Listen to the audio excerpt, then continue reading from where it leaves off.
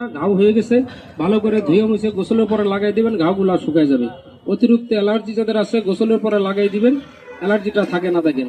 আর যাদের এরকম হাঁপানি আছে, হাঁপানি শ্বাসকষ্টের জন্য কণ্ঠনালী থেকে বুকের কড়া পর্যন্ত 4-5 ফোঁটা করে নিয়ে ভালো করে ম্যাসাজ করে দিবেন। আপনার হাঁপানি একটানা 1 সপ্তাহ লাগালে যত পুরানো হাঁপানি থাকে এটা ভালো হয়ে যায়। যোগের তেল, কারণ যোগ যেখানে লাগে এখানে আর ঘাও পচলা থাকে না দেখেন। যোগ এমন একটা জিনিস, এটা অনেকেই চেনেন। যোগ দিয়ে বর্তমানে যারা চালান, এই যোগ দিয়ে প্যারালাইসিস রোগীর চিকিৎসা দেয়, যোগ সরাসরি লাগাই দেয় চায়নার লোকেরা।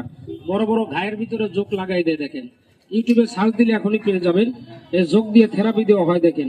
হাঁপানির জন্য বুকে পেটে মেসেজ করেন। বাচ্চাদের কান গলা, কান ঠসা, কান দিয়ে পানি পড়ে আদরের সন্তান কোলে নিতে পারেন না, কটন বাদ দিয়ে পরিষ্কার করে।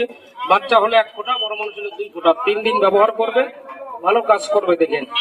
আর ব্যথা মতো যদি কারো থাকে 5 ফোঁটা 10 ফোঁটা লাগান, 1 টাকাও লাগবে না। তবে এখন লাগান, ভালো লাগলে আর একদিন কিনবেন দেখেন। এটা এমন একটা কথা জিনিস, 5টা ফোঁটা করে লাগাই দিবেন। জোকের তেল সব জায়গায় পাওয়া যায় না দেখেন। এই জোকের তেল এমন একটা জিনিস, সব জায়গায় পাবেন না। আর যাদের মনের ব্যথা আছে, যাদের মনের ব্যথা আছে তারা 5 ফোঁটা তেল হাতে নিয়ে, এটার নাম হলো মনের ব্যথা।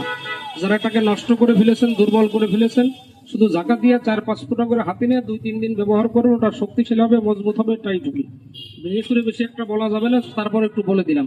2টা সপ্তাহ লাগাই দিবেন। আর এই জোকের ভিতরে হাড্ডি নাই, ওটার ভিতরে হাড্ডি নাই, একটু চিন্তা করে দেখেন। প্রতিটা জোকের উপরে একটা করে সিলাইয়ের দাগ, এটার উপরে একটা করে সিলাইয়ের দাগ দেখেন। 5টা ফোঁটা করে লাগাই দিবেন। তবে বড় ফাইল ব্যবহার করলে একটাই ফুল কোর্স আর লাগে না, ছোট ব্যবহার করলে এরকম 3টা ব্যবহার করতে হয়। এই বড় ফাইলটা আমাদের দোকানে আনতে যাবেন।